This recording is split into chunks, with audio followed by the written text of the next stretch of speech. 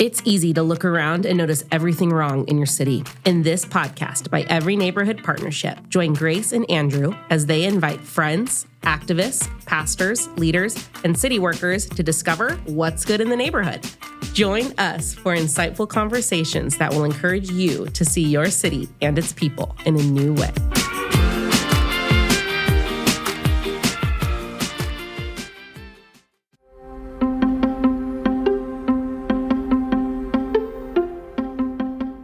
Merry Christmas on this episode of What's Good in the Neighborhood. It's just Andrew and I, and we just wanted to pause from our series, A Good Neighbor, to celebrate Advent with you. If you haven't heard that word before, it is the Christian tradition of following the story of the birth of Jesus Christ from the beginning of December till the end.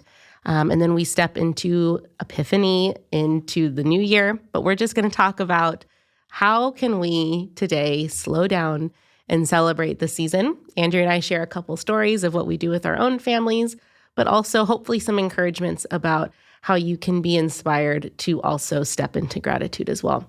So we hope you enjoy this episode.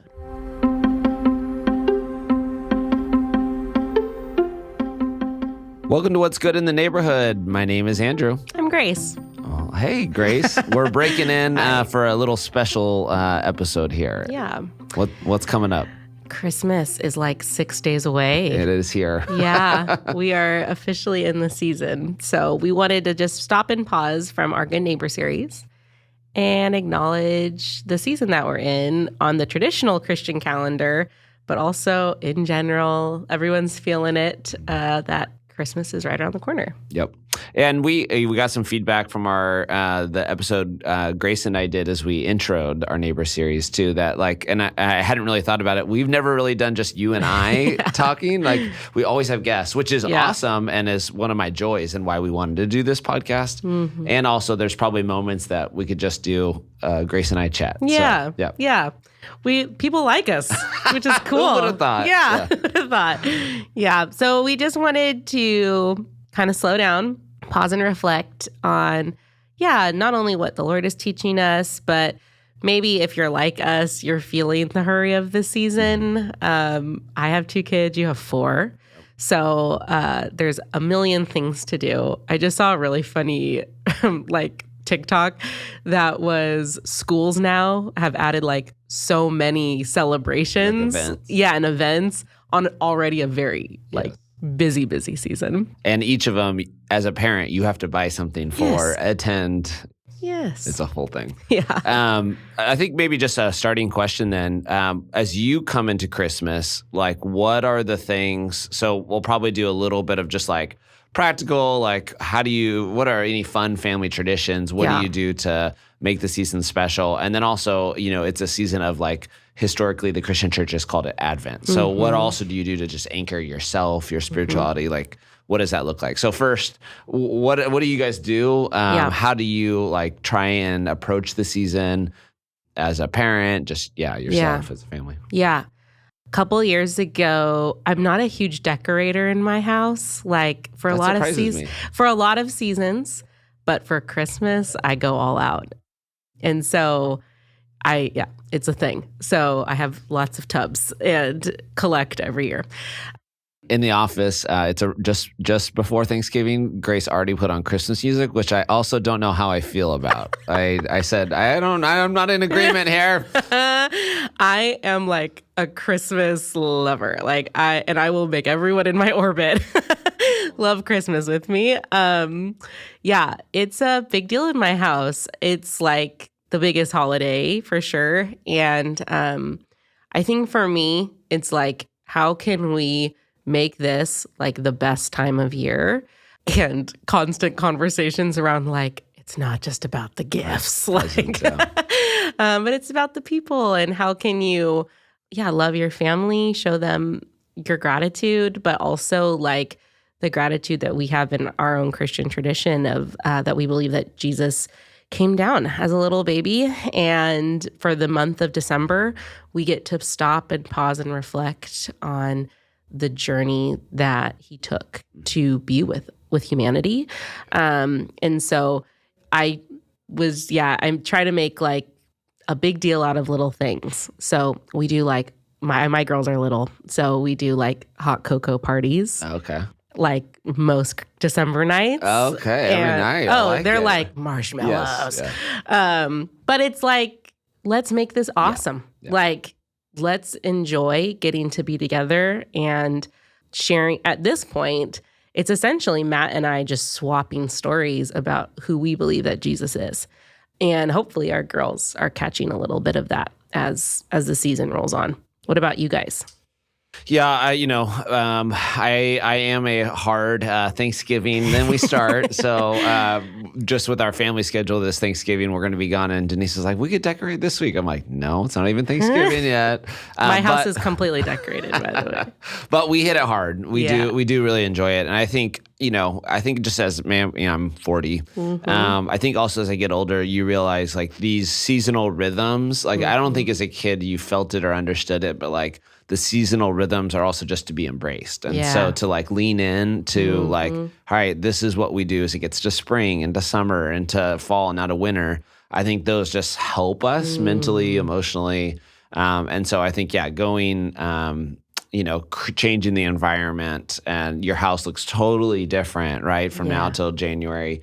And then it shifts and you're like, wow, our house is empty. When you take down all the Christmas decorations, but it's like, oh, it's a different rhythm, different season. I love that. So I think that's been really fun to acknowledge. I think more and more to trying to not just get through it. I think probably in my, and as a college student to even young kids, it's like, there's just a sense sometimes that you're just like, how can I get to the family gathering, the thing, and be done as fast as possible? Like in and out. Yes. And just realizing, oh man, you don't get a lot of these times with people. Like every time I see my grandpa now, I'm like, he's 92. I'm like, this could be the last Christmas. Like, what does it mean to be present with? And that's been since like 82, like he's living way past his prime. And so how do I just embrace those moments with family, with those I'm around, knowing that those are not given things. Yeah. And at some point, I don't think we're going to ever move, but if some point they did or I did, like, I'm not going to have the same experience. So I think that's definitely there. And then I think for me, we've tried as like a family to, we've never had a set thing we do every night, every day. But we really tried to help our kids expand their imagination, right? Yeah. So it is so easy with so many kids, like, and Denise's parents go hard. My wife's parents go hard on Christmas, on the toys, on the stuff. So I didn't grow up in a home where that was really a thing. Like I got a pair of shorts and like something I needed, like a basketball or, like I didn't get a lot of, our presents were not overflowing. And not that my parents struggled. They're not great gift givers. They're not listening, hopefully. But that's just not their love language, right? That's not what they do. Yeah. And then I go to Denise's and I get 7 presents and we all open them at the same time. So it's just mayhem. Chaos, this is wild. Yeah. So anyways, I think for us to try and, again, tell the story.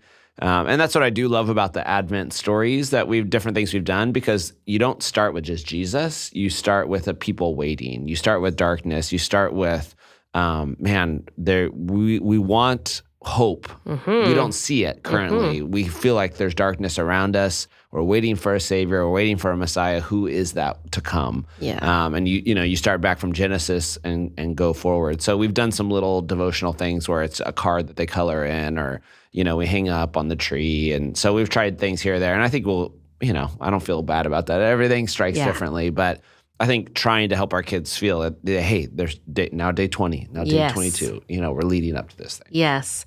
I love that so much. And I think that I love that you talked about Advent, how it begins and the slow progression and taking it day by day. And then the story changes as each day goes on. And I think even like theologically, there's so many parallels to that culture that are today, of a people not okay with their current like physical, tangible situation, oppressed by a huge government that's like taking advantage of them. The Jewish people were like very small and didn't have much. and were waiting for a real king, like of opulence, of grandeur that would bring them up to a different station. And so in Christendom, how strange that our God comes as a very poor, tiny baby that doesn't even have a place to sleep, like in a house, you know? So what an interesting story to tell. And then as believers today in 2024, to then tell that with such jubilee of like, yeah, our God and our King of splendor, of opulence, comes in such lowly, lowly station. And yeah, it always strikes me when you're in Walmart or in Target and you hear like beautiful Christian hymns like through like at Christmas time that are singing like deep theology. Yeah. Oh, totally. Like, oh, come all ye faithful. It's like, I'm in Walmart. Like, this is crazy. I don't know. It's just an interesting time of year to be in a culture that is so stuck on consumerism during this time and like maximal, like as much fun for as much money as we possibly can. And so, yeah, what does it look like for us as Jesus followers? And then also at EMP too, as we work with people that probably identify more with the Jewish people. Before Jesus came, what does it look like for us to celebrate and push back kind of in a quiet rebellion against the current season? Well, and I, even since working at EMP, a tradition or a culture I was never exposed to, and there's no reason I would have, but is like, Mexican and Latin traditions that do posadas. Mm-hmm. And so we've helped, over the last, 10 years, we've helped donate, we've helped organize them because it's a community event. Mm-hmm. And so that's something to me that's really been reflective where the tradition or the narrative of it is you gather on separate days, and each day in a community you're knocking on a house to see if there's a house, a room for the baby. Mm-hmm. And so, you can do it very light or it's full regalia and garb. And the tradition is the community walks together to a house and knocks, and then you have a meal together. And there's just a rich, that's so symbolic. Yes. And it's not an isolated event. It literally is done in community. And so that's been beautiful to go to, attend, and just, step into a different way of even experiencing the same tradition I have. And that's like in my city, in neighborhoods 2 over from me, but I would never know unless I've been involved in some of this work. And even in that tradition, like in celebration, like there's suffering there, there's turning away, being they're turned rejected. Away. Yeah. And then to end it together in celebration. So beautiful. One of my kind of go-to habits for me personally, I haven't, made my kids listen to this. I do it on audiobook. So when I say listen, but there's a great book called God is in the Manger. And one of my theological influences and really guiding, mentors to me personally, but who, I've just done through books is Dietrick Bonhoeffer. And I'm actually listening to a Bonhoeffer podcast. It's really good. If anybody's interested, there's a brand new one out. And God is in the Manger is like they're just taking sermons that he gave. And then he was imprisoned during Hitler. And then also letters he wrote to his fiance. And so he's literally in prison through about half of these little snippets, and he's writing in prison talking about Advent. So it just has he's living, like his faith is costing him the darkness that he's in, knowing he's probably going to be executed anytime. And he was. But he just writes with such power. And even as you were talking about Jesus and really thinking about Advent, not through commercialism and not through this really cleaned up version. Like we just clean up our stories, right? We clean up the birth narrative instead of it being dirty and isolating and fearful, right? And so Bonhoeffer says this. He says, in total reality, he's talking about Jesus. He comes in the form of a beggar, of the dissolute human child in ragged clothes, asking for help. He confronts you and every person that you meet. As long as there are people, Christ will walk the earth as your neighbor, as the one through whom God calls you, speaks to you, makes demands of you. Wow. Wow. That's so good. Those kind of nuggets each day have like really grounded me from like, I think having a Christmas where it's like just really pie in the sky. And really about me, because I think the desire too is I got an Amazon list. Heck yeah. I want some stuff. And now that I've gotten used to grandma's purchasing, I got some demands. But how does that not also come my own foot? Yes. So good. And I love that he says it confronts something in you. There's something about the season that as you like name, like, these are the things I would also want, like, to be grateful for a baby born in poverty that is the God-man, and to step into gratitude is a choice during the season. And like I said earlier, like a quiet resistance against the culture to stop and to slow down, burn a candle, and thank the Lord for what he's done for you, your family. I love that gratitude doesn't matter what season you're in. You can be single, no kids, any season of life that you're in, and it changes the way that your brain is wired to slow down and to recognize like, oh, I am not my own. Maybe if you're like me, like very independent, I think I can take care of myself.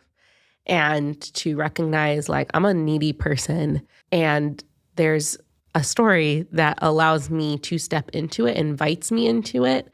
So I don't know. It's such a sweet invitation to wonder, to joy is Christmas. And it doesn't have to be marked at all by any of the consumerism that we experience. It can literally just be you in your house with a candle and just writing down a list of things that you're so grateful for.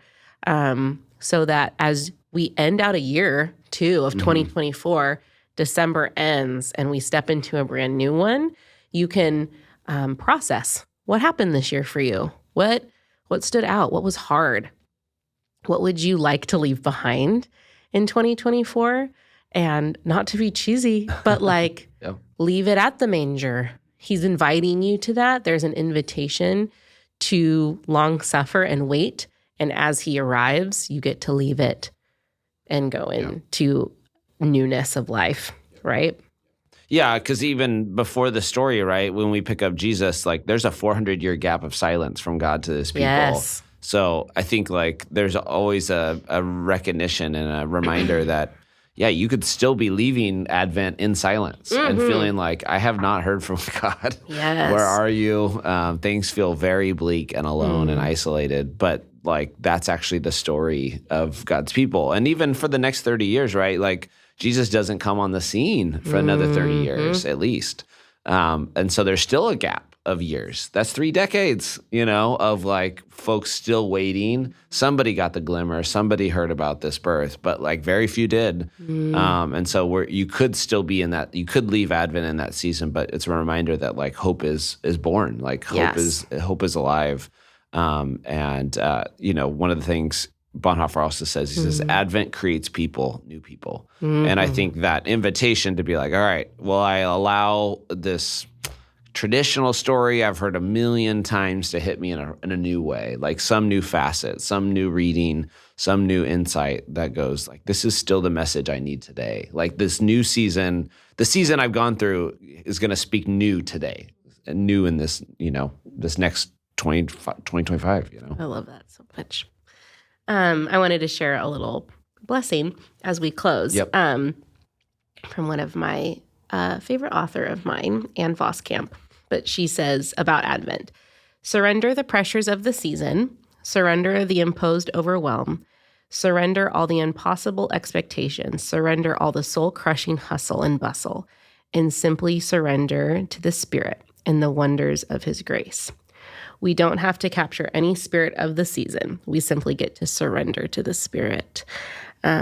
which is also just good news for those of us who are doers or want to create magic for our families. Speaking to myself, that, he's in the mundane, and he is in, like you said, like he came in essentially silence, and he's there. And that's where we get to celebrate this season. And it doesn't have to be marked by any of the craziness. So that's good. It's good news. I hope you enter this season of Advent, feeling encouraged and reflective. There's so much for us there. Yeah. Merry Christmas. Merry Christmas. Or Happy Christmas. See y'all. Thanks for tuning in. If you want to find out more about EMP, you can visit us at everyneighborhood.org or follow us at EMP Fresno. Every Neighborhood Partnership and this podcast exists to activate, equip, mobilize, and transform here in Fresno and beyond. If you liked what you've heard, please share and review what's good in the neighborhood wherever you listen. We'll see you next time.